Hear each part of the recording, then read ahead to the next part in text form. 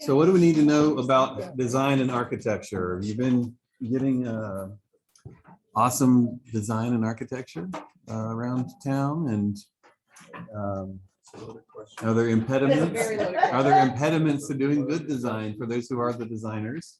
And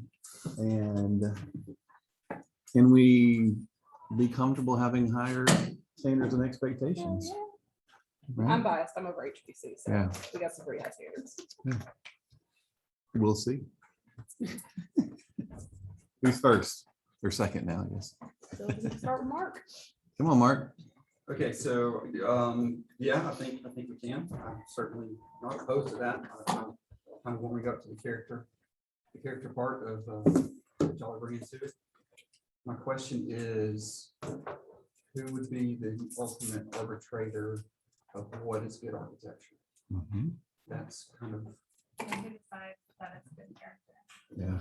that's what I'm getting hung up at. Yeah. So With HPC, it's the HPC, and people are constantly angry at them. But we have good character. yeah. All right. So let's pause for your question, and I want to understand something first. What are they angry about? Because they have to do things that are burdensome. People don't like being told what they need to do in a very red area. And they being the developers? Homeowners, developers, anybody, you tell somebody what they do with their property. To But Audrey's their point, neighbors it's very don't. misplaced anger. They don't deserve it. I mean, they actually have a wonderful approval rating as far as, the work they turn out. It's a very undeserved. I guess, It's like you said, it's a misplaced anger because it's misunderstanding about how HPC works. And to Mark's question, if we create more guidelines for more character, are we creating another petition that is just going to be full of people who are going to just get lambasted every month? The good news is that as many things is normal, right? So that's the good news. When it's not working well is not when the applicant is hating on the committee. It's when the community goes, that committee sucks. Look what got built. And that's when you have a real problem. Yeah, that happens too. But they more or less just don't like being told what to do with their property. Well, Yeah. looks good as From the HPC cheapest. standpoint, if the HPC does its job, it doesn't show. Where you never notice it. You never notice it. Right? Because what happens is through compromise, individuals want to kind of mess up what is already classic and it's been working. So that what their work doesn't necessarily show if they're doing a good job. Nobody says, hey, you did a good job for not arresting me, when I'm speeding down the road. It doesn't show. Yeah. But I think it doesn't appear to be, we haven't seen a mechanism yet that could say this is a bad idea, because it's one person's bad idea, it's not another person's bad idea. Yeah. Mhm. And it is expensive and it is impactful, and it does, from a builder, it is. It's Does very take expensive time. materiality. And it's hard to be pro There's lots growth of and grease the drives that. skids, but also get a And, good product. Materiality, the reason why we had masonite siding back in the 80s is because it was cheap, although it was probably the worst building product ever come up with. But this driving, that's what's driving growth. Yeah. So the other like subroutine of that, like at the very top that we have to start with is we all have to agree in some shape, form, or fashion, pretty broadly, what defines good architecture. And then if you go another one above that, what individual characteristics define good architecture, but then you have to go back down to the bottom level, because you can Mr. Potato Head the hex out of a whole bunch of historic elements and make it look like crap. Or you can start over in a lot of ways and make it look glorious. So there's a Few different ways that you can do it. Yeah. So the first way is to have general standards that focus on things like proportions, scale, materials, some of those kinds of things they're not subjective, right? They're Fenestration. objective. Yep. Fenestration, glazing percentages, those kind of things. That's easy to do. And you would set those standards based on these areas that people love, right? The second thing you can do is go beyond that and say, okay, well, the vernacular architecture around here is like this and has these characteristics, and these styles, even you can be style based. And that is, those styles all have rules, and those very simple. That's a very simple thing to do. And what it means is that if you get stuff at a minimum, it's going to be like the stuff that you love. Then the last thing that you can do, sort of the third and most advanced maneuver, is to allow for interpretation and innovation off of that. And that is when it becomes the most difficult, because one, when you're being innovative or interpretive, you're having to be subjective, right? There are no standards by which you can measure or assess. And then it depends on each person who is designing, depends on their skills and abilities. And we know that it's quite variable in every city we work in. And so what tends to be most typical for us is to do the first thing that I mentioned. That's what most cities can wrap their mind around, and that is having the general standards that address things like proportion and scale and massing and whatnot. Some cities that we work in get excited about the idea of doing something that's even more specific with more detailed standards that are, focused on style or whatever. Once it starts going through the approval process and the development community starts understanding what's being required of them, there tends to be pushback, and then the elected officials tend to lose their nerve doing that. And so we go back to step one. The design community tends to want to jump to step three, but to a different, kind of to your point, but a different way of thinking about it, there are no standards or certifications by which you have to be approved to be a good designer or a good architect. You just have to be licensed as an architect. And so what we find is most of the time we have a design community in various cities that don't know the notes and chords of architecture, but want to play improv jazz and do all kinds of stuff that they're, sort of. And if you don't have that fundamental basic understanding of those traditional and classical elements, you can't really be innovative, be trusted to be innovative in a way that isn't necessarily going to ruin the city. And you see that all over the world, unfortunately. So it just depends on how far you guys want to go as a city. Right now, we're not scoped to do the really detailed pattern book style, kind of style-based standards. But it certainly is possible, and you have a great heritage and precedent here to build off of. I think the answer to your first question is, who are the arbiters of style? I think most often what we find is that whatever structures are in place right now for review processes, we tend to keep them in place. And they are hard and thankless jobs. Yeah, I mean, it's just kind of like you've got to have a thick skin if you're on the part of those committees. But you hopefully, if you have a better set of standards, and I need to look at kind of what the standards are now that you all are using to to assess things. And so Okay. yeah, I'm saying I have to study that. There are We don't also have any standards. otherwise. We don't have We have Beyond standards. the historical. No, that they're actually wrong. Okay. Sorry. There are standards in the rear DLDC for certain overlay districts that address spacing, porch sizes. You're right. So They've that's never what been got. enforced. Yeah. They've never been enforced though, but there are standards in there, and we do have a standard. Don't ask me. We can talk about it. Do you, who created those? Like, what year were they created? When did we adopt South Road? 2005, yeah. They're like some And just so you know, architecture there is an standard appetite for it, just because Bartow County, when County up Just so much take it. through to get here, did adopt art standards in their zoning code, but they did the classic, here's a list, pick 3 from the list. You know what I mean? Yeah. And that shows how bad their development was, basically. You can design, I mean, Pretty one, good what art you're saying works so badly, and I don't know if you started out in the core and gradiated out in terms of strictness, because in terms of like the first one that you mentioned, the first option, so many percentage of fenestration, Mhm. stuff like that. There's plenty of architecture that you can point out that meets all those guidelines and looks forward. Yeah, that's right. Right. I know. And so it's just, so I don't, I'm struggling with that. I mean, I want it to work.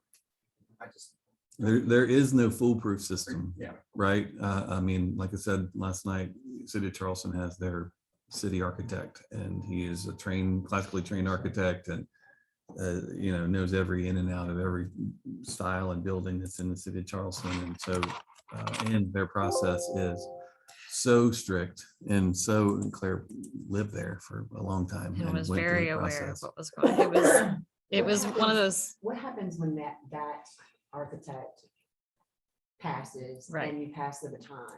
And then who's gonna pick up how much? That's the problem. That's passing the baton and that transition, and in this instance, commissioners, then put their power hat on and say, you know what, I'm gonna do it the way I wanna do it, and I wanna see it done. And so, that baton and that transition needs, that's what Mark's talking But about. that's why the standards really need to be solid. And so the actual abilities and preferences of the person or persons who are administering it are only in times when there's some interpretation needed. And interpretation is not, I don't like that standard, so I'm gonna do something different. It's like, oh yeah, we clearly see that you have sort of met the standard, but interesting. It's not just, I don't wanna, Right. It's You like the know? Supreme Court said with pornography, you know it when you see it. yeah, I mean, there's, It's good, oh, that's good, right, or it's, wow, that's, yeah. yeah, we don't need to do that. So, I mean, But you can look, like there's a good example, there's a new mixed-use traditional neighborhood in Longmont, Colorado called Prospect. And it follows all of the same rules that you would see in what you think of as a new mixed-use traditional neighborhood development urbanistically. And so there's a mix of housing types, and the houses have porches and address the street or whatever, but it has a massive wide variety of architecture, from very, very contemporary designs to traditional. But because they follow the same baseline, I mentioned last night, I think, windows being vertically proportioned, right? That has a huge impact on, instead of doing these bands of windows and all. And so it's like, you say, well, what if I want to use a horizontally proportioned window? Well, you can't anymore, right? But do something cool with it vertical. Like there has to be some rules that people have to be able to live by.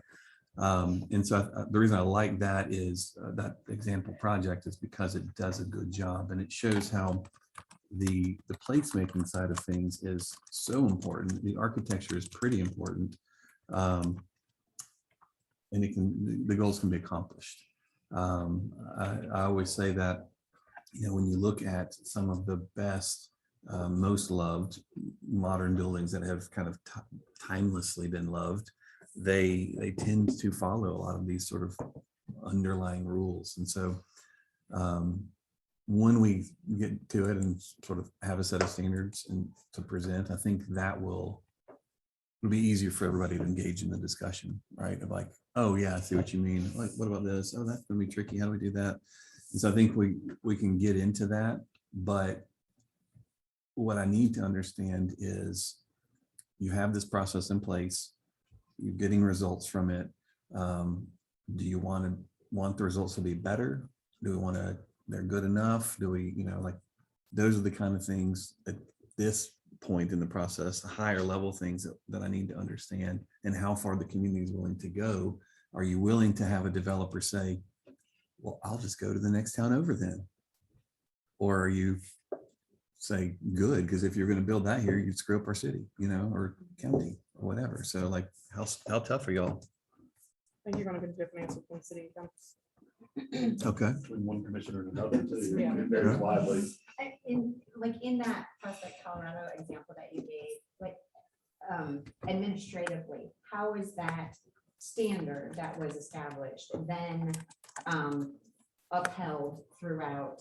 Was it a commission? Was it a separate, like HPC is separate from the commission? Yeah, And- Prospect is a private development project.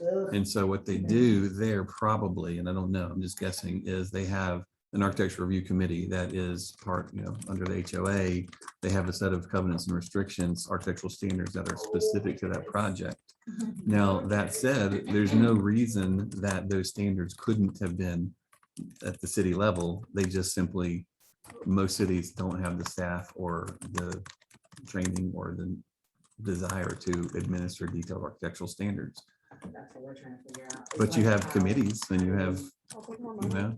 these groups, so, I mean, I already do it for 1,800 properties in the city, so, I'll just take a little bit more money. I mean, that's a practical consideration. Good luck. Hopefully find somebody good to Yeah, replace find me. someone like her. But I mean, right now, though, we don't just count on her whims and opinions to determine everything in the city, right? There's some guidelines as well. And that's another thing. Guidelines are very different than standards. Yep. And so I don't know how you ever enforce anything that's a guideline. Guidelines are recommendatory. Right. Standard has to be a standard. Right. And so when it comes to zoning, zoning is not guidelines. Zoning are standards, they're laws. And so HOA's rules and regulations or the covenants, can that language be used You can still take them On a to city court. level, on a city level? right? Yeah. Can we do that? I mean, there's no reason the city can't have the same architectural standards that a development does. Like I said, they just tend to not be able to deal with this level of specificity that's in it.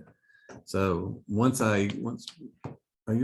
y'all's hearings and things like on the internet where I can watch some of you I can beat see up on an it because applicant? We have that new website. Oh, we just did this. Somebody wanted vinyl windows, so. Yeah, I need to see y'all beat up on somebody and see kind of what that process is, but something that's more subjective. So that's the most pleasant beating I've ever Or seen. the- this past week. Really, what happened, the commissioners get beat up on, they know that when She they was the volunteer chair. their time. But really, I mean, as far as a commission has to, decide whether somebody is allowed to go against the guidelines or not, I mean, like Bryce said, they have a really high approval rating of letting people do things, like really, like, your example just now, y'all said no to vinyl windows. Mhm. Primarily like materiality. Are vinyl windows allowed? No, Not in historic. not districts. unless it's historically accurate to the house and the house originally had it, which I have all those documents that show that. But the house originally had vinyl Yes. windows? Because almost every house in our historic districts are older than 80, almost 150 years old. So you can't require a historic home to change its original materiality. So Yes, it's I'm just not. not used to historic homes having had vinyl as an original They- material. they did it. They did it. But we do have houses in the 80s and 90s in Yes. those districts that do. Oh, Why would yeah, you make them put wood back in? yeah, no, that's a And different I have a situation. crazy question, why would you not allow vinyl? I'm just Because vinyl is a asking. horrible product. It Okay. requires maintenance just like wood. It melts, it warps, and it's just cheap looking. I wouldn't use it Well, personally, I just want to. The other reason is the way that vinyl windows are applied to the Yeah. building. The installation technique requires them to be like stuck to the exterior really, whereas a normal window, you want some shadow cast by it being inset sort of in the midpoint of the wall. So let me ask you this too. One thing we're running into in a lot of states now is that from a state level, we are limited on what we can regulate architecturally. Have y'all fallen into that trap yet? That Yes. hasn't happened here. It's slow, They've never yes. been successful yet. Yeah, It just depends on where it is. Historic district, yes. Outside of historic district, no. yeah. Historic district's easy. That's easy, Yeah. But There's elsewhere, there's no zoning enabling legislature. outside of it. So is it, what's the name of that book, the Field Guide to America? Yeah, Virginia. by Powell. Virginia. Yeah. yeah. Is there any way to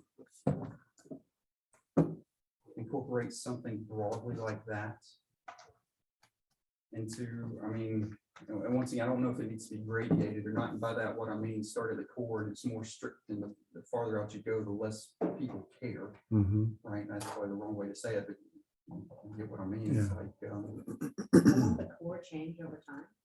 it could, You could, sure. Like, isn't, I'm guessing in the next 50 years, where I'm at, there's gonna be a whole lot more development than what's there now. And then I would hope that that core guideline would then overlay on top of population growth, where it could get more strict as the city grows and has more connectivity and doesn't necessarily just stay, it has a sort of population Sure. play, the core grows. Yeah. But the character, besides the scale of the building in the core, if population is growing and you're increasing, then you're really just going higher, but all of the same architectural principles and standards and things would apply. It's just on bigger buildings, buildings don't have to get worse just because they're bigger. But my question is then, if we think about as you move out, I assume that people can do a large scale new development in the county, right? There's a curricular sewer throughout the county. And so besides just like a random individual homeowner who's like, I want to do something on my lot, I don't care about all this architectural stuff or whatever. If it's a development, if it's a new subdivision, then whether or not the builder or developer cares about it shouldn't necessarily be relevant. It's of a scale that it's going to impact everyone. And so it seems like having architectural standards that are good for within the city in that context should be good for within the county, right? Right. I mean, it may be more rural. No, I would agree with you. But in one instance, let's say the developer comes along and they say, we have all these mid-century modern type elements that we want to incorporate into our whole development throughout here. Yeah. And so it's fine if we approach it from like the proportion and scale and everything like that, but when you start talking about character, it pretty much cuts out everything from 1945 on, essentially. And so the person couldn't do mid-century modern type development throughout. So Yeah. do we allow flexibility for that type of development coming into, Yeah, it's tricky because with like mid-century modern, now that has a name, yeah, give it 5-10 years ago, there was no name for it. It just Sure. was. And now it has a name. It is sort of, this is something I'm just working through my own mind these days, is the other architectural styles of earlier vintages have been around for so long and have continued to be loved. I'm wondering, will some of the newer styles hold up over time as well? Or is this new love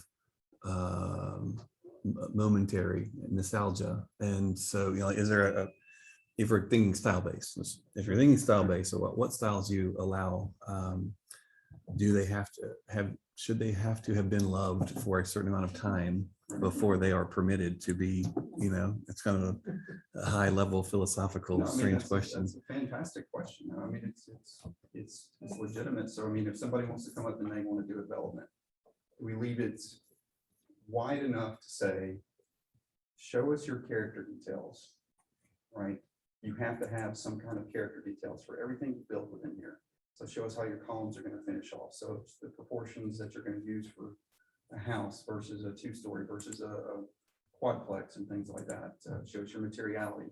You leave the slate blank enough where they can kind of create your own, which is dangerous because it might look like crap, and a lot of times it does. Yeah.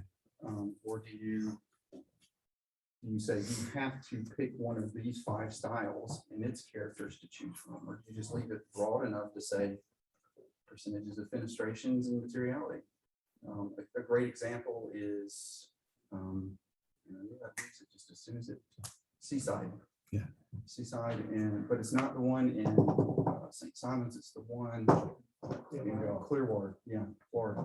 They have a very distinct craftsman bungalow that has been flipped on its head almost to accommodate beach houses, but they have done such a good job in taking just the smallest of details where you would have a typical 6-inch lap siding all the way up, and they went 6 and then 4 and then 4 and then 2 and then 6 and kind of modified it just enough, and they added a little bit of the shingle style with a swoop at the bottom. And they had the exposed timbers, but they painted them white, so it didn't necessarily look mountain-esque. They did a fantastic job just kind of throughout that development. And I believe that was done in the 80s. Where is this? I think it was. Do you mean Seaside on 30A? Yeah. Okay. On the Yeah. Panhandle. in Yeah. Florida. Yeah. Oh, yeah, yeah, Sorry. yeah. Yeah, Panhandle. and then Yeah. Rosemary kind of. Oh, you're and talking Santa about Rose- Panama It was City done in the Vista. Yeah. Well, it's farther to, I think it's farther to the west. It's in between. Yeah, I know them. Yeah, all. there's one Panama particular, City Vista. yeah, yeah, but there's one particular neighborhood in there that's just done a Rosemary, bang up job Rosemary. with doing that. And so if you could nail something like that, that would be great. It kind of brings to the element, what they did is they brought it to their culture, which is a beach culture. They brought a distinct flavor of element that was well loved and brought it to their culture and kind of modified it to work for them. Yeah. I don't know how to do that. With Rome's culture. Yeah, is there a way to do that? I mean, I don't Yeah. know. I mean, the way that you do it on a city level you'd have to do a pattern book. And the pattern book is, a detailed study of your vernacular here. Each of, and it would, like the field guide you mentioned earlier, would have, the different styles that are typical, but also what you find when you really look at that, if you like, Christopher Alexander pattern language, for instance, like based on the local climate and this or the culture, whatever, like you see a typical style, an American style, like a Craftsman that might be everywhere, but has its own version of it. It's not impossible to do. It's just not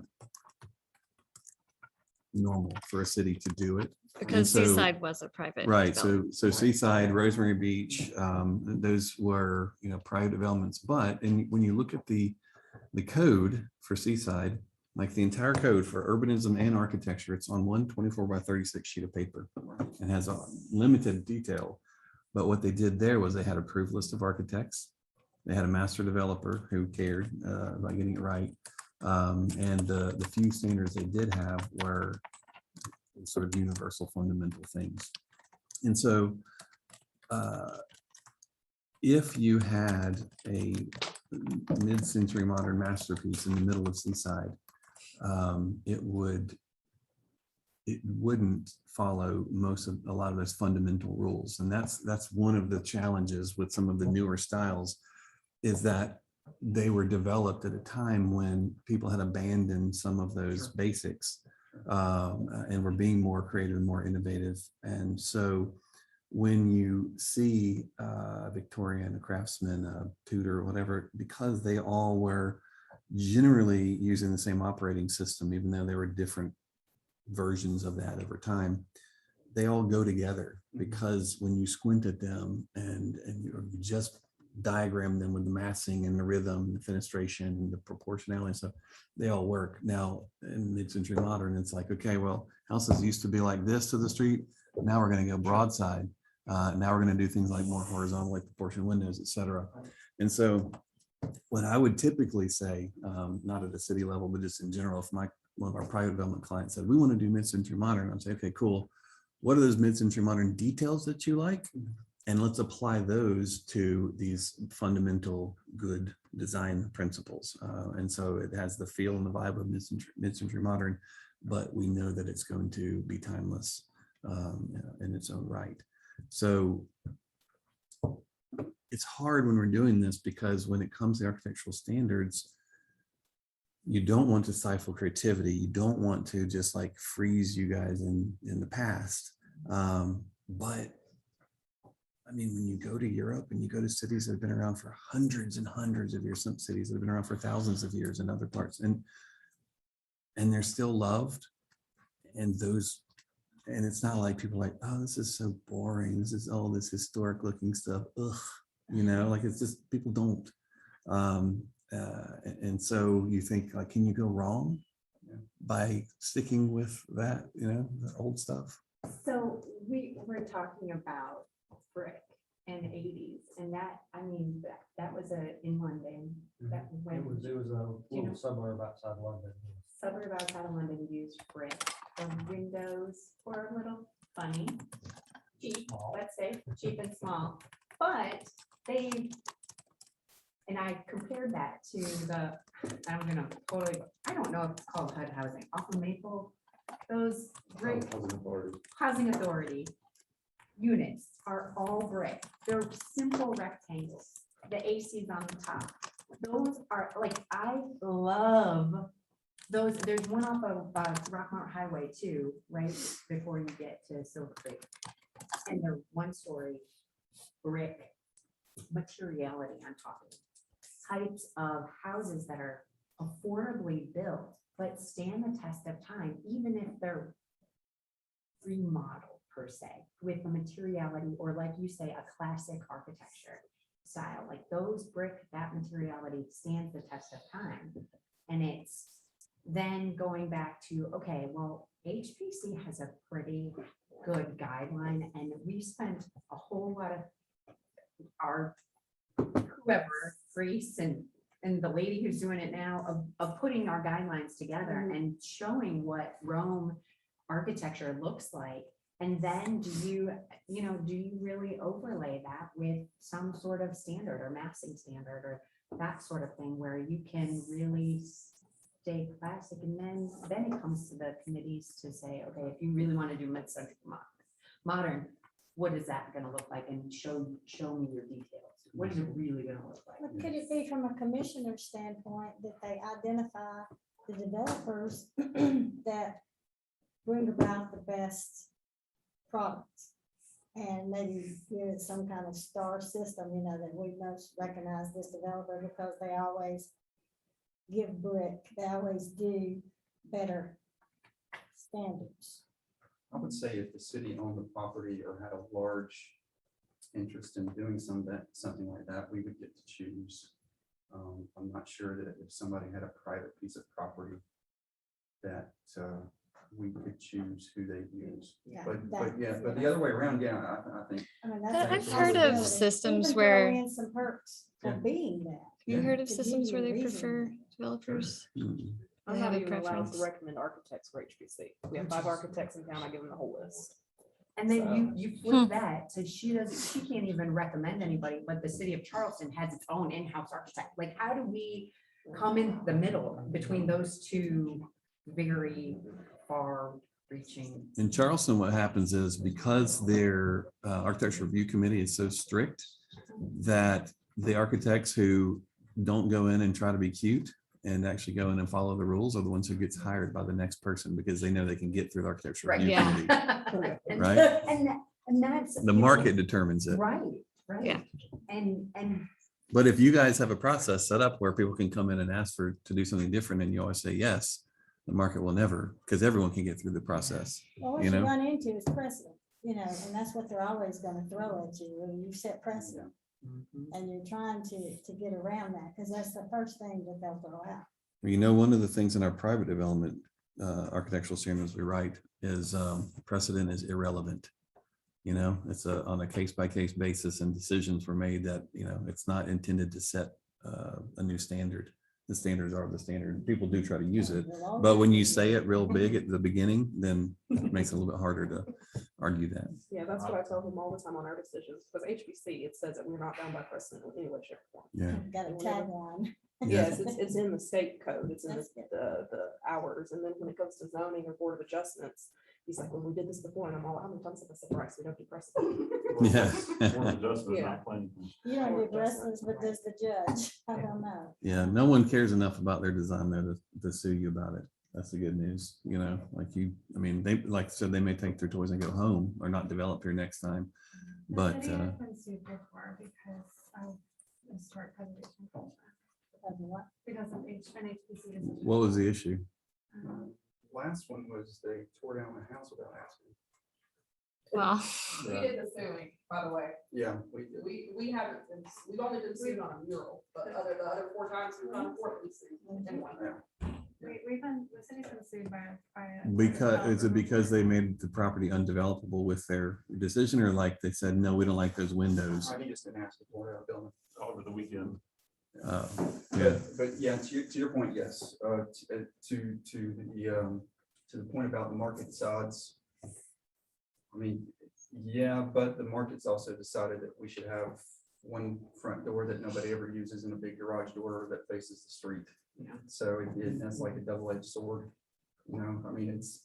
well, no, I mean, the market decides in that if this architect can get their building through the process because it's strict and the other ones can't, Yeah. then that's the market. Oh, yeah, with So, the process in place. Yeah. The process in With the place, process and in that's, place, you're we right. have Yeah. a lack of process. yeah, and also just to be clear too, the market has accepted what you described, the one door in the garage in the front. It's not anyone's preference. I've done visual preference surveys across the country, and I've stood at people's house and said, what do you think of your house? And they're like, was it your dream house? Nope. And I said, why is it your house then? They said, because that's what they build in my city, and I have to. Yeah. So no one wants as their top preference. And what we find most often is people say, except for those who want to live on some acreage, you know, whatever, if you don't mind being near people, then people say, oh, I'd love to live in the historic downtown and whatever, but it's too expensive. So now my only other option is some suburban thing. Now, what happens where I live is they say, oh, I'd love to live in historic downtown, but it's too expensive. So I can live in this other neighborhood that has 3,200 houses that feels about like living in downtown. It's a little less expensive than downtown, but not much more because it's so desirable. And then if not here or there, then you're left to take one of these other houses in a suburban neighborhood with a garage door on the front. And so it's really just the builders and developers have figured out, well, I can get by with this. People will take it if they have no other options. And that's why often when we're having these discussions about character, the people who object the most to it are the development community. We never hear citizens say, oh, character, that sounds awful. Yeah, there's two sides to the market on that one, I mean, to your point. So I guess my question is, for the development neighborhood that you live in, that was privately character booked out, I'm assuming, in some shape, form, or fashion? Yeah. Did the city of Franklin allow them the latitude to do that, or did they require a book be presented before it ever started? Yes, the city requires a pattern book. It's a very rigorous set of architectural standards that That's are what required. I think that's 50,000. You're talking So about we're a huge from the complex too. We're double that size, almost 98,000, right? Yeah, but I think that's just the city, right? Is that just our city? and The county? city of Franklin is about 50,000. Williamson County, I'm not sure. Okay. But, Williamson County is the 10th most affluent in the country or something crazy. I mean, it's a high end. And so they're like, these are our standards. If you don't like it, move on. And Franklin is the apex of Williamson County. So I think your point is, if a little town can do it, why can't we? Is that where you're going with that? Right. And to have like to his point is of saying, if the city approved it and it's successful and can be replicated, Right. Yeah, why not do it and adopt it? And then also, and I'm just gonna throw this out here, we are the city of Rome and Floyd County. So we have urban and rural coming colliding together on a regular basis. The city of Franklin has urban and rural within the city limits, not just in the county. We have it in the city limits. We have the farm that I described across from my neighborhood is under the same code. And that's one of the things I meant to ask in the last meeting, and I'll continue to ask throughout. Like, I know it's a big deal to y'all, the city county thing, but it's not, right? Like, why is it such a big deal? God, I wish you were right. I know, it's not even. I mean, in real life, I know. in I real know, life, I in know. the world, in the built universe. Yeah. But I don't understand the imaginary line. Like, what if the line at its drawn now was all around the city limits? We decided we're going to move it over 10 feet. That property that's now in or now out, whichever way we moved it, is the same as it ever was.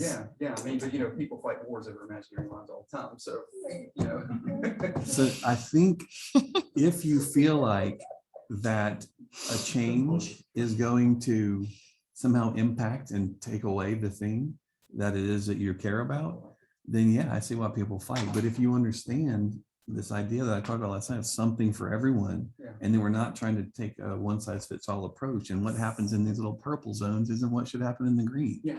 And that's the thing. And so as we're tasked with writing this unified thing, I've got to understand what the heck it is besides just rural character and to urban character Taxes. I continuum. think it's taxes too.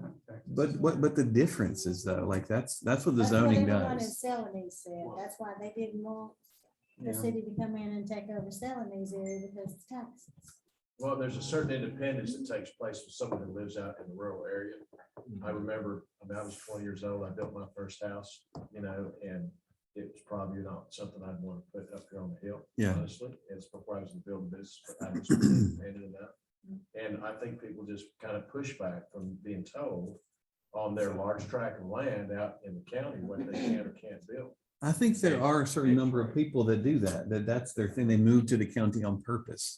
But I would also wager to say that there's a certain number of people who live in the county because that's where there was a house that was available for them and they're in a subdivision in the county, right? That's the second generation of occupants. that Yeah, move there there because you they go. choose to. That's So right. it is, so if you can get past that first, and you can control what's built, then that works. But for that person who's independent, they want to do their own thing, they're building their home on their parents' property. They may or may not build a farmhouse like their parents have. They may build something with a 512 pitch or truss roof, and you know what I mean? Just because it's affordable and it's their starter house. Yeah. But could we not have, it's kind of an in-between. Could we not say that a development over X number of size must present a pattern book? Yeah. And we not make it so that, I don't even know if we want to make it a carrot. It's like, if you present a pattern book, then you. Oh, yeah, well, there's something, your roads, maybe we can help out in some shape or way and be less strict on road width, which right now is way too wide, to your point. Yeah. So maybe. What if maybe we there's just some said carrot in this? there. What if we said you have to do a development that is a neighborhood, it's going to have these characteristics, and it's going to be more valuable than if you don't? I would agree that it will. I would have a hard time convincing others that would be the case. Yeah. So we have to have one developer in town who will do it, because what happened in Franklin is in my neighborhood, the developer hired this fancy market research firm out of Chicago. They came down and they did all their studies and they said, there is no market for this mixed use walkable alley loaded product, the concept that you have. And the developer said, thank you, go back to Chicago, I'm gonna do it anyway. And now it outperforms every other neighborhood on a per square foot basis. You can't find the house. During the recession, they were still selling houses while everybody else was growing weeds around foundations, or houses half started, on and on and on. And so it's a sustainable development model, but it took the first person to do it. And then after that, somebody else is doing a big one now, and other people are following that. Some people are still choosing to do the bad stuff because the city hasn't fully gotten rid of it, but we And just it's the wrote the only new way zoning that they ordinance. know how to make Yeah. money. Yeah, Yeah, There are Frank some Bet- people's there's only business so many ways models Frank that- Bets can iterate plan. Yeah. Before it starts looking exactly like every other plan. Yeah. So I guess the in-between would be, if you do a development, you need to provide us a pattern book. If you wanted to build a house on 20 acres, we don't care. Because the county is just not going to vote for it if we don't do that. Just keep it in the woods. Just keep it in the woods. Mhm. And then we'll wait for 4 years later and we can fix that problem when It arises when we grow. go out to it. But I don't know, to your point about the city and county, I don't know any other way to approach it than an either or. Because if we go, you must, they will go, we will not vote for Mhm. Right now, the most common request out in the county when somebody wants to build a home, it's either 300,000 plus or it's a manufactured home. And it may be on a half acre lot, it may be on 50 acres. Yeah. And so, it. But I don't think the city would have a problem doing that. Well, from a character standpoint, most of the county is either conservation, rural, or the urban growth area, right? So if we're going by a character area map, Right. the majority of the areas that we would be more restrictive are in the city. Yeah. yeah, right? no problem. So having less strict regulations for what's in the county is pretty easy by your character areas. Right, exactly. That's what I'm saying. I don't like, I assume there's some correlation to the county boundary and some of those colors on there, but It's the bypass, I'm not right? Pretending like people in the city are okay with the government telling them what to do with their property, and people in the county are the people who don't want to be told. There are absolutely people in the city who do not want to be told how they can design. No, But their that's I property. think on the development side of things, the developers, just getting the recognition of that helps them build more houses. So that you could use that. I think of Wayne Robinson, for some reason he Yeah. comes to my mind. He Yeah. did my subdivision. He did a good job in the subdivision. And I think that's somebody who would want to see this happen. They would go for something like this. I always find it funny when people are saying, say like, I don't want to be told what to do with my property, whatever. And I'm like, do you have zoning? You're already being told, like it is right now, every day. Well, I just know like I would say every single one of our clients hardly like to be told what to do by the building code, let alone when we're like, oh, you can't do this because of, zoning or because of setbacks, or, we'll go get a variance, we'll go do this. God forbid it's HPC, because, that's a whole nother can of worms. Yeah. So I don't think we can be so cavalier about, let's just like throw a bunch of guidelines just in the city, because people in the city care about what you're being told they can do with the government too. So let's kind of take that apart for just a sec. This is my coworker. Audrey. Right. Fantastic. I got it. Yeah. Fantastic. Figure that out. She's awesome. When Eric was sitting there with Central Park, and I asked him, I said, would you mind if the Hardy Realty building, which is more of a classical style building, would you mind if it was a hotel? Mhm. And he was essentially like, no, not really, right? And so is there, in the character development areas, is there an opportunity to provide more uses? In other words, you have more options with what you can do with your property, That's right. but it has to look, the payoff, the kind of The trade-off. incentivize is Yeah. this. Yeah, that's exactly. And I'm glad you said it, because what I normally then say after what I just said, but you're already told what to do is, but what we're going to do is actually expand your possibilities.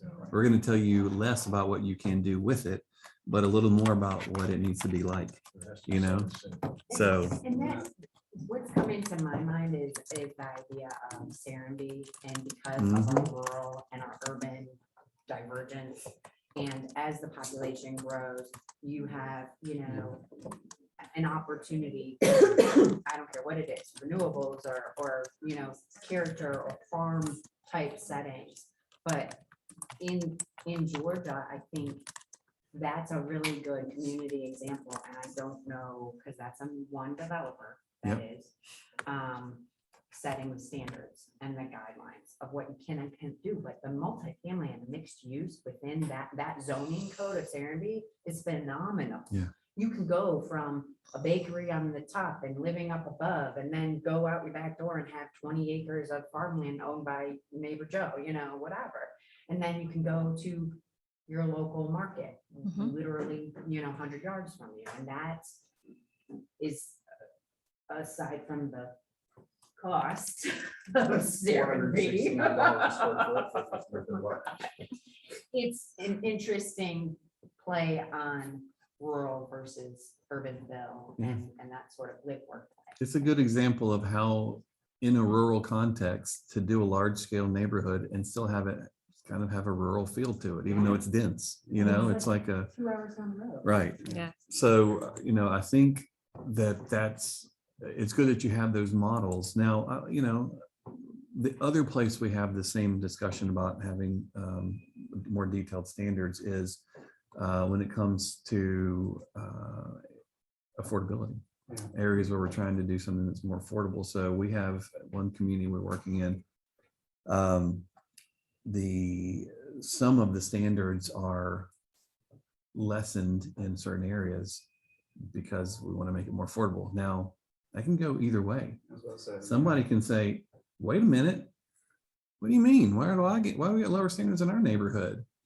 And so then the people who thought it was a good idea are like, we thought we were just helping out and making it more affordable for you. So, and it was like the best of intentions. And So some of the things that we try to do are find the benefits, like you said, expanding the uses as a benefit. If we're going to require, what if we required architecture to be more simple? You know, in our private development codes, we could do it in the city too. We limit the number of outside corners on a building. You know why? Because it makes the building more simple. It means you're not going to be doing all this, which from our perspective is doing one thing. It's making it where you're not having crazy frenetic design that's, you know, kind of trying to mask the fact that it's crappy. But from the developer's perspective, it's a lot cheaper. The fewer corners, the cheaper it is to build. And so it's a win-win, you know? And so there are things we can do. Also, Serenbe, Seaside, your neighborhood are all PUDs. So they all had to change, right? They all had to change their zoning. They had to go through this huge process. It costs a lot of money to change the zoning so they could build something like that. Exactly. So because of that, there's less of them out there because not many people are willing to take that risk. And when you have less of something that's great, prices are higher. If you change the zoning to allow that, there's more in the market, right? So the affordability starts to kind of come into, is something good legal? Yeah. Or do you have to go through all these hoops to get there? And then Franklin, we wrote their zoning ordinance, the new zoning ordinance that went in after my neighbor, you know, it was after my neighborhood was designed. And one of the things I said was, if that is everyone by far in the city's favorite neighborhood, why should they have had to go in and go through this huge PUD process and get their teeth kicked in and convince and beg and all of that stuff, which does nothing but add to the overall end cost of the units because the developer is going to make up for that money somewhere. Why should they not be by right? And so, you know, the suggestion was, okay, the city council was obsessed with a PUD because they didn't get to review development unless it was a PUD, and they all were kind of into reviewing stuff. And so, like, if it could be by right, then planning commission could do it. And so they've used the PUD in the wrong way in order to get, you know, their teeth into it. So what we said was, well, fine, if you must continue on with this PUD love, then let's actually create a set of specific character districts that a developer could pick and choose from to make a walkable neighborhood like mine, but they still have to go through a process and tell you why it's so great. And you get to say, yes, we do like it again, you know? And so, they're one thing to make sure that I clarify though, is the distinction between when I talk about character, I'm actually not talking about the architectural character, the style of architecture. The character that I'm referring to is,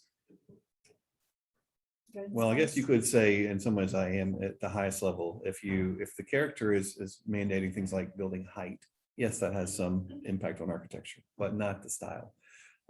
It's more about the placement of the building, how it addresses the street, all of those kinds of things. And that's the overall character I'm referring to. But then on top of that, you would apply some architectural standards of varying degrees of specificity, as we've been discussing here. So never equate whether or not you like the idea of character with how strict you're being on architecture. So that's an important thing to note. Is there another vocab word that we can use other than character? Because I think there's a fundamental base that, and you mentioned in the last meeting of just groups within the city and the county working together and almost having the same vocabulary when they speak to one another, so that we clearly know what each other is saying, so that we don't get into a definition battle after this all takes place, because that's probably a pretty big barrier of speaking the same language, of just knowing what's what, like character versus style, or, you know, whatever. Well, along those lines, last night, Brittany mentioned the idea of transect. And I was like, oh yes, that is in fact what we are doing. But what we realized is when we use the word transect to describe these different character areas that it's a bit technical for the layperson. And so we You're not gonna be saying. so then like, We'll know what it is. right, so like 10 years ago or more, we moved to we started doing character as the thing. So we went from form-based codes to character-based codes. It just so happens that your comp plan uses character. And so okay, good. It's already set up for the way we normally talk about it. So I think what we can do is important, like as we're having these discussions, drawing that distinction and making sure. But as we go, we'll better define what is character at the highest level, but what are the characters that you will find in Rome, is the way to proceed. What about green space? I mean, that definitely adds character That's to right. any area. Yeah. The green space. It's Celanese keeps coming up in my mind because it's the large oak trees and Celanese that Yeah. makes it feel. the way it is. Yes. But the interesting thing about Celanese is there's definitely a pattern. Yeah. I mean, you know, obviously the same architect designed all of them for the mill village of Celanese. And Yeah. there you go. I spit them all out. They're great. Yeah. You know, it's, I'm, Part of that is they've been personalized so much over the years. they have been. You only have what, like 5 floor plans, Yeah. but I mean, Yeah. they can look drastically different now, because some of them are painted brick and some of them are. Sure. And those large trees that you're talking to used to be small twigs, That's right. you know, and so one thing I'm always shocked by, I just take for granted, is, and I asked y'all in the last meeting, you know, do you require sidewalks in new development? But then furthermore, do you require street trees? And lots of places we work, they don't, and that's always shocking to me. So Deciduous tree every 40 feet for commercial development. for commercial, Yeah. not residential. Not residential. But Whoa. to your point about kind of making it a right, if we could make it a right, that's certainly the carrot. But the backside of it is to gain this right, you have character, patterns, and landscaping or something. I mean, you know, I don't know. There seems to be some kind of middle ground that we can find there. I'm not exactly sure what that is, but I like the idea of character. I like the idea of pattern. It gives you a Celanese, it gives you a downtown. Nobody dislikes those places. Yeah. So I just don't know how to get us there. So Commercial applications, I think we've been talking about a lot of residential, and in my mind, it seems like we've been talking about single family detached residential with these standards and everything, but I don't think we've talked about either multifamily. It's certainly not commercial, you know, with these potential design standards, because again, when someone comes in the community, I mean, the doors are the ones that, you know, what you're gonna see. So the question that I have in my mind is, one, do we want to apply architectural standards to some degree to commercial? And two, do we want to have a similar style where we have, and I don't mean to give us a negative connotation, but do we want to have something that's kind of across the board, or where it's all brick, all this, so you kind of have a sameness? And I know that's not the best word to use right now. Or do we want to be able to require that, you know, XYZ fast casual has to have their premium package in terms of their aesthetic and so on, everything, as opposed, because I think most places, my understanding, that are chained and so on, everything, they have these different tiers of building styles and everything. So depending on where the jurisdiction is, if they require the premium A+. Even Dollar General. Even Dollar General, yeah, yes, man. And I mean, I cannot tell you how many Dollar Generals I processed when I worked for Carroll County. I mean, we've done, what, 3 or 4 here since I've been here 4 years, I don't remember. But so that's my question. Do we want to require some level of standard for commercial? And then what does that look like? in most cities we work in, if they'll have architectural standards for anything, it's commercial.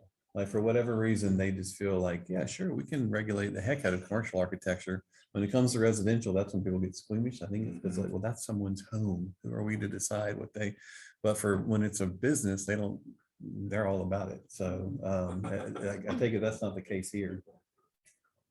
I don't think we've ever posed the question or asked the commercial entity, developer, or builder to put a standard on it and put a add for a premium package, you know, kind of thing, right? Not really. And I think we think that their brand standard is what we should go with, and I'm just like, oh, God. no, Yeah, we there's don't a- see another bell of a- There's a great, I can't remember if it was a book or some paper that somebody did where they basically went in and documented McDonald's in all of its iterations and manifestations around the country and around the world. And it's like the fact that anybody thinks that there's a brand standard for McDonald's is just, yeah, there's something they do most often. And then they've tricked us all into thinking that.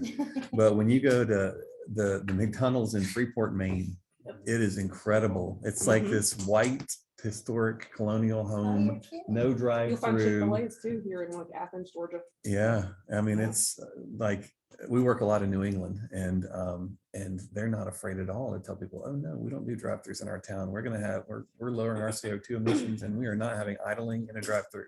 And so they have walkthroughs. Yeah. They literally do. I So think that's awesome. Which but would've we been have a great. sign that says no walk-ups. Yeah. And that's the- no walk-ups? Not right now. No walk-up service. Yeah, no, you couldn't during COVID, you couldn't get anything, you couldn't walk up, you had to be in a car. Oh, in COVID, okay. No, but I mean, with anything, I mean, what I was saying was, All the time. yeah, All the time. yeah, it's all the time, but I noticed it during COVID, like, Yeah. if I didn't have a car, and I Right. was like, well, if I wanted to walk up to go get a test, I had to be in a car. Yeah, that's not very equitable either. Yeah, No, That seems- so maybe you should take the sign down. You don't have to be familiar with the nations, Mhm. right, in the neighborhood outside of Yeah, Nashville. I yeah. drove by the Dollar General there like a month and a half ago. I was like, that's a Dollar General? It was, just, you know, it was great, it's modern. I'm not saying that's what belongs here, but how do you even start with that process? I mean, I can't remember who said it, but maybe it was you or Dave, we won't sing this. I mean, y'all are outside looking in. Yeah. I would love your opinion of what you think. Not that there's one holistic style to start with, so it's just like, you know, Right. but, you know, what's your opinion? Yeah, I What are mean, her feelings? well, I don't have one yet. I need to, when we have these conversations, I mean, we've been on a tour, but it's been a minute since we did it. And so I like having these conversations where I don't really know any of these areas you're talking about. So I hear you all describe them without any bias in my mind. And now I then go and look at them afterwards. And so I'll have a better sense for that. But we're working on a comprehensive plan in Athens, Alabama. And they kept saying, whatever we do, we don't want to be Madison. And I'm like, okay, man, it must be terrible. And so we drive through and we go to Madison and I'm like, what are they talking about? Madison is kicking their butt in their bad suburban strip commercial corridors, you know, but that's what it was. They both had them. Madison had high set of standards. And so their Taco Bell looked way better than Athens Taco Bell. And I came back and asked them, so what are y'all talking about? They're way better than y'all.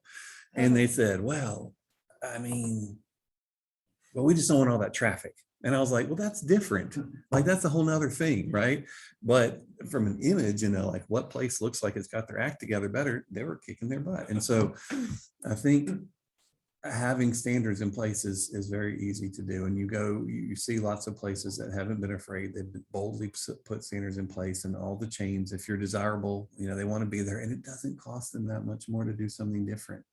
You know, if you're requiring that they made the, you know, Panda Express or whatever in a grand Victorian manner, you know, on the side of your strip highway, then that'd be different. They'd probably say no thanks. But if you had some better material standards or whatever, they'd say, dang it, this is one of those places that knows, you know? I have some history to share along these lines with, you know, commercial standards and so on. So I'll try to make this somewhat brief, but 20 years ago, when I was still working with Carroll County, we had this absolutely horrible development in the county, and it was oftentimes along Highway 61, which connects I-20 to Carrollton, and that's the main route that most people take if you're coming from Atlanta or Birmingham, or well, not Atlanta, more so than Birmingham. But if you're coming from Atlanta, you should get off at that exit to get into Carrollton. That's the main route.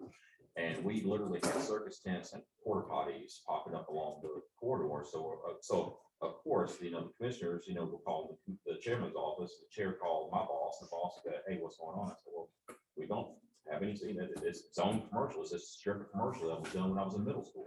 And so there was no standard with that. So fast forward, we did a major update to our comprehensive plan at that time and everything, one of the things that was added.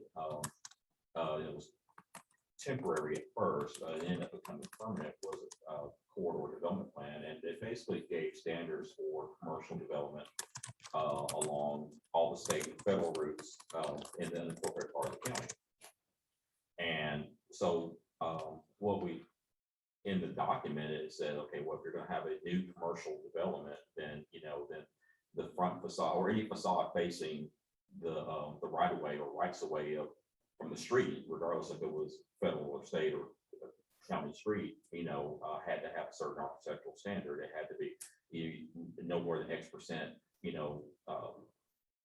like vinyl. I mean, you have to use so much brick or glass or whatever and everything. It had to be at least 50, what was numbers are, I forget exactly. And then if the building was longer than X feet, there had to be a parapet or something to break up the roof line, those types of things. So when that was adopted, did we and every commissioner might get pushback? Yes, but especially when you're the first ones to have to do that and everything. But what ended up happening, it didn't take very long, was when Art's body shop has been there and it looks like whatever, and Bryce's body shop is new and it has all and everything. What started happening? Said, well, this looks nice. I'm going to go here. People didn't know one from another and everything. And then it started to kind of clean up the corridor in dramatic fashion. Now, and we did that as a staff. Now my old office is different because it has engineering, planning, building inspection, code enforcement, business, all under one roof. So we literally all would just say, hey, we got some. We sat down at the table, blah blah this and everything. We just went from one end of the hall to the next and rooted around, and it was. We said, okay, here's the landscape and blah, blah, and so on and everything. And we usually could do that within a fairly short amount of time. And then the surveyors in town and engineers, everybody, we gave them the code and they said, okay, blah, blah, and then they work with the clients with that and everything. So generally by the time we got the preliminary plan in, most times if there were any red lines or whatever, they were fairly minor. Sometimes we had to do a parking variance, or something, or maybe a landscape variance or something, and we had some administrative leeway with that as well, because oftentimes something backed up to a large wooded area. There was no point of saying, hey, you got to put some landscaping, but there's it's dense woods right there, that type thing. And it was something that after a while, and it didn't take very long for folks to get used to that. We implemented that in, I think, that was actually in 2002, and probably no, that's not right. We did that was in 2004. Sorry. So we started that process, and so it was right around 9/11. I remember that because we started the process. We got the comp plan adopted in 2003, I believe, and then it was probably 2003, 2004 when that came in. So, and we did it. Initially, those projects had to go to the planning commission, the county commission, but then we got it to the administrative level. We only did that for maybe 6 months or so. So probably by, let's say that was probably 2003 or 2004. So probably by 2005, 2006. So you're talking about 2-3 years. I mean, so it wasn't immediate, like with months, but it didn't take. It wasn't when I left 4 years ago. People are still mad about it. It was just, hey, people say, hey, Art, we got a corridor, project we can talk to you about. And it was that type of thing, because we got we gave the information to the local surveyors and engineers and everybody and everything. And we worked with folks and we said, look, we're going to step you through this. And we did. Well, in the corridors, there's a kind of two different ways to think about it. If you're going to have some areas that are going to be auto-oriented, auto-focused, right? Not auto shops. I mean, they're going to be, you have to use a car to get to them and, whatever. Then rather than trying to fancy them up and make them look like a nicer version of that, what if you allowed people to, knowing that we're in sort of this transitional stage of the world and development, if you allow them to do something that was very inexpensive and in some ways disposable, so that they could more easily redo it later, because you won't believe how much suburban retrofit we're doing of commercial corridors, dead malls, all of this stuff. And the more money they spend on the first building, the longer they may need to keep it in operation in order for them to make their money back on it. And so one thing you could consider is have simple standards, basic stuff, but we don't have to have the nicest version of the suburban strip because people are just going through there to get to all the other places that are really great, you know? So that's one way you could think about it. Well, I don't know, it's, because I think we mentioned this, and when Ledbetter put the most recent one up, is that corner off Broad to turn McCall, you know, it's, the corridor is not in the historic district, but East Rome is, and so is what's behind Little Caesars? East Rome too. It's all East Rome. So the main turn McCall is, the corridor is passing through East Rome, which is historic, but there are no standards, guidelines, anything for our main corridor. And that's really the question, because then, okay, that's really somewhat from the east side heading west, the welcome, I mean, the aqueduct thing is